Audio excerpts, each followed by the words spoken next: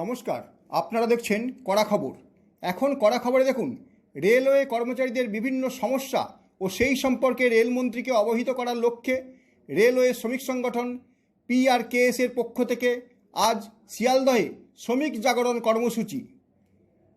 24শে April Sealdah DRM building সংলগ্ন সত্যজিৎ রায় অডিটোরিয়ামে ভারতবর্ষের সর্ববৃহৎ শ্রমিক সংগঠন BMS-এর ছত্রছায়ায় থাকা PRKS এর পক্ষ থেকে এক শ্রমিক জাগরণ কর্মসূচির আয়োজন করা হয়, যেখানে উপস্থিত ছিলেন PRKS এর রাজ্য নেতৃত্ব ছাড়াও BMS-এর রাজ্য নেতৃত্বরা এবং উপস্থিত ছিলেন ভারতীয় রেলের রাষ্ট্রমন্ত্রী রবনীত সিং বিট্টু। এদিন অনুষ্ঠানের শুরুতে তিনি ভারত মাতার প্রতিকৃতিতে পুষ্পার্ঘ্য অর্পণ করেন এবং প্রদীপ প্রজ্বলন করেন। তারপর উপস্থিত বিভিন্ন সংগঠনগুলির পক্ষ থেকে, যেমন eastern railway, south eastern railway, metro রেলের কর্মচারী সংগঠন, BMS-এর ছত্রছায়ায় থাকা অন্যান্য শ্রমিক সংগঠনগুলির পক্ষ থেকে মাননীয় মন্ত্রীকে পুষ্পস্তবক, শাল ও উত্তরীয় পরিয়ে এবং স্মারক দিয়ে সম্মান জ্ঞাপন করা হয়। পুষ্পস্তবক দিয়ে তাকে সম্মান জানালেন ইনচার্জ ইন্স্যুরেন্স ওয়েস্ট বেঙ্গল ও অল ইন্ডিয়া প্রেসিডেন্ট সাময়িক স্বজন ভারতীয় মজদুর সংঘের হিমাদ্রি ভট্টাচার্য সহ অন্যান্যরা। পরে রেলমন্ত্রীকে বিভিন্ন দাবি দাওয়া নিয়ে শ্রমিক সংগঠনগুলির পক্ষ থেকে এক স্মারকলিপি জমা দেওয়া হয়। ভারতীয় মজদুর সংঘের সাময়িক স্বজনের অল ইন্ডিয়া প্রেসিডেন্ট ও ইনচার্জ ইন্স্যুরেন্স ওয়েস্ট বেঙ্গলের পক্ষ থেকে হিমাদ্রি ভট্টাচার্য বিভিন্ন দাবি নিয়ে তাকে স্মারকলিপি তুলে দিলেন। এছাড়াও ওয়েস্ট বেঙ্গল অটো ক্যাব শ্রমিক সংগঠনের পক্ষ থেকেও মন্ত্রীকে পুষ্পস্তবক দিয়ে সম্মান জ্ঞাপন করা হয়। এদিন শ্রমিক সংগঠনগুলির পক্ষ থেকে যেমন রেলমন্ত্রীকে সম্বর্ধনা জানানো হয়, সঙ্গে সঙ্গে পশ্চিমবঙ্গ বিধানসভা নির্বাচনে দ্বিতীয় ফেজে বিজেপিকে ভোট দিয়ে বিপুল ভোটে জয়ী করারও আহ্বান জানানো হয়। স্বয়ং মন্ত্রীও শ্রমিকদের বিভিন্ন দাবির বিষয়ে যেমন অগ্রাধিকার দেবেন বলে জানালেন, তেমনই তিনি আগামী দ্বিতীয় দফার নির্বাচনে পশ্চিমবঙ্গে বিজেপিকে বিপুল ভোটে জয়ী করে ডবল ইঞ্জিন সরকার গঠনের আহ্বান জানান। শুনুন এদিন মন্ত্রী কি বললেন। हिस्सा है BMS, इसके आज सब लोगों ने एक प्रोग्राम रखा था, उसमें मैंने आके हिस्सा लिया है। और ये मेन जो हमारा देश को अगर सबसे ज़्यादा अपनी अपनी जगह पहुँचाते हैं तो वो रेल ही है। तो इसलिए रेल कर्मचारी और रेल वेस्ट बंगाल के साथ बहुत ज़्यादा जुड़ी हुई है। तो वो आज एक एक चीज़ें डिस्कस हुई, पॉलिटिकल माहौल डिस्कस हुआ किस तरीके से, क्योंकि यहाँ काफ़ी अलग अलग हमेशा यूनियंस रही हैं रेल में, जो बड़ी मजबूती से हर अपना अपना उनका पार्टी का सिस्टम है सपोर्ट करने का। और ये हमेशा हमें देश के लिए और रेल के लिए BMS हमेशा आगे आके काम करती रही है, बहुत टाइम से ये काम कर रही है। तो सबको मिलने का आज एक मौका मिला और मैंने अपनी तरफ से अपनी पार्टी के लिए भी इनसे रिक्वेस्ट की और साथ में बैठे बैठे और रेलवे के बारे में, वेस्ट बंगाल की रेलवे मेट्रो के बारे में और डिस्कशंस भी इसी बहाने हो गई।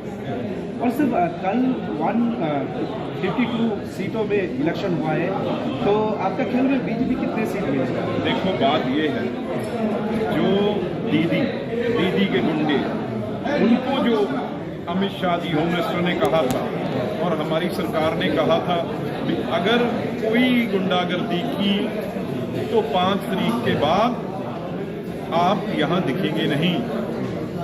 अब तो ठीक है, इलेक्शन कमीशन है, वो अपना देखता है, लेकिन अगर किसी ने शरारत की, जो करते थे, वो इससे ही पता चलता है वो सारे गुंडे अपने अपने आगे लोगों को वोट नहीं डालने देते थे, वो खुद डलवाते थे। लेकिन ये पहली बार हुआ है, वो जो बम फेंकते थे, जो पत्थरबाजी करते थे, वो पहली बार हुआ है वो गुंडे घरों में रहे।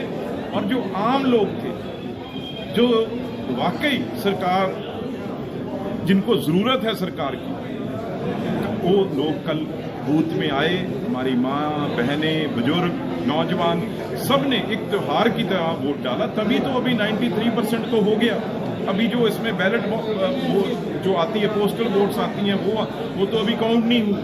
तो इसलिए ये 95% से ऊपर वोट हुआ है। तो इसमें 90 से ऊपर सीटें जो है बीजेपी जीतेगी। तो मेरा आंकलन है 100 से ऊपर भी हो सकता है, लेकिन मैं अपनी बात कर रहा हूँ ये क्लियर जो अगले फेज में और सीटें बढ़ेंगी और परसेंटेज बढ़ेगा, क्योंकि लोगों को ये पता चल गया भाई अब ममता और ममता के एक्सटॉर्शनिस्ट जो एक्सटॉर्शन करते थे, जो सैंड माइनिंग दूसरी माइनिंग करते थे, लिकर का बिजनेस करते थे, उन लोगों की दुकान बंद चुकी है। जो यहाँ पे धर्म के नाम पे बांग्लादेश से ऐसे लोग लाते थे, जो ये बंगाल वाले लोगों का सारा हिस्सा, हर चीज़ की सेंटर की स्कीम्स हो, स्टेट स्कीम्स हो, हर चीज़ वो खा जाते थे, वो ले जाते थे जो यहाँ पे आके। तो अब वो लोग यहाँ पे मिलेंगे नहीं, वो लोग वहाँ पे दिखेंगे नहीं। अब असली प्योर जो बंगाली है, चाहे वो मुसलमान हो, चाहे वो हिंदू हो, चाहे वो सिख हो, चाहे कोई भी हो, अब पर वो हमारे देशवासी को हिस्सा मिलेगा। जो बाहर से ममता खरीद के यहाँ पे जिनसे गुंडागर्दी करवाती थी, वो कल नहीं निकले और ना आगे निकलेंगे, होता रहे। पर बड़े लेवल पे जो यहाँ पे करती थी ममता और ममता के गुंडे, वो सब उनके हाथ जो हैं इस तरीके से जुड़े हुए दिखेगा। जो पत्थर बम फेंकते थे, कल उनको दरवाजों के अंदर उनकी घरवाली, उनके परिवार ने बाहर नहीं निकलने दिया। तो इलेक्शन कमीशन, पैरामिलिट्री फोर्सेस आपको बाद में मत कहना भी चलने के लिए नहीं छोड़ा। नौदा में बीजेपी कैंडिडेट के ऊपर बहुत बुरी तरह से अटैक हुआ है, उसके बारे में क्या कहेंगे? वो हिसाब इलेक्शन कमीशन करेगा। মঞ্চে উপস্থিত ভারতীয় মজদুর সংঘের ছত্রছায়ায় থাকা বিভিন্ন শ্রমিক সংগঠনের রাজ্য নেতৃত্বরা কে কি বললেন তাই শুনুন এবার। যে ইথোস, ভারতের যে সংস্কৃতি, ভারতের যে সংস্কার, রাষ্ট্র তার পরিভাষা কি, সেই সমস্ত বিষয়ে ভারতের যে নাগরিক, ভারতের যে মজদুর, শ্রমিক, কর্মচারী, তাদের মধ্যে সেই জিনিসটা ছিল না। যত ট্রেড ইউনিয়ন ছিল, সমস্ত ট্রেড ইউনিয়ন তাদের যে বিচার ছিল, তারা সমাজকে দুটো ভাগে ভাগ করে দিয়েছিল, একটা হ্যাভ নটস, একটা হ্যাভস।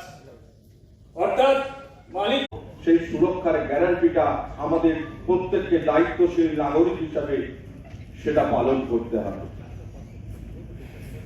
ফলে আমরা দেখতে পাচ্ছি রেলের মধ্যেই, আমরা এর আগেও দেখেছি, এবারেও দেখেছি যে কেউ বলছিলেন কিছুদিন আগে যে এবারে সরকার, কেন্দ্রীয় সরকার দিয়ে দেবে না, 3 মাস অতিক্রান্ত হয়ে গেছে, 4 মাস চলছে, দিয়ে দেবে না। প্রচার করছে লাল, নীল, সবুজের কর্মচারীরা, তারা প্রচার করছেন, মানুষকে খাটানোর চেষ্টা করছেন যে এবারে দিয়ে দেবে না।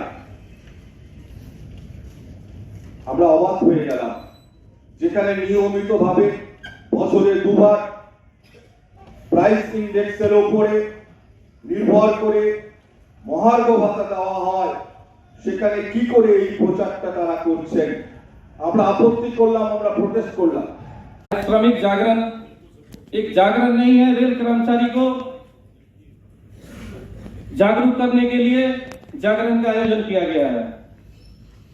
मैं गर्व करता हूं ऐसे संगठन में भारतीय मजदूर संघ, जिन्होंने आप सभी को, रेल कर्मचारी सभी को, एक बहुत ही 2007 में जो पहला रेलवे में वोटिंग स्टार्ट हुआ, उसमें भारतीय मजदूर संघ का बहुत बड़ा योगदान है। उसके चलते रेल के इतिहास में कभी आपका वोटिंग सिस्टम नहीं था।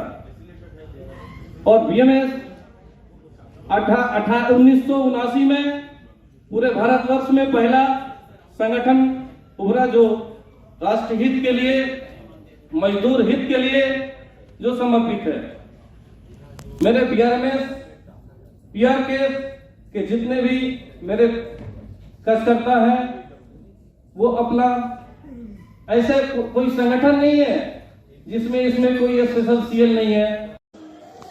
আপনি কি আপনার খবর সরাসরি সম্প্রচার করতে চান অথবা আপনার এলাকার খবর দেখাতে চান?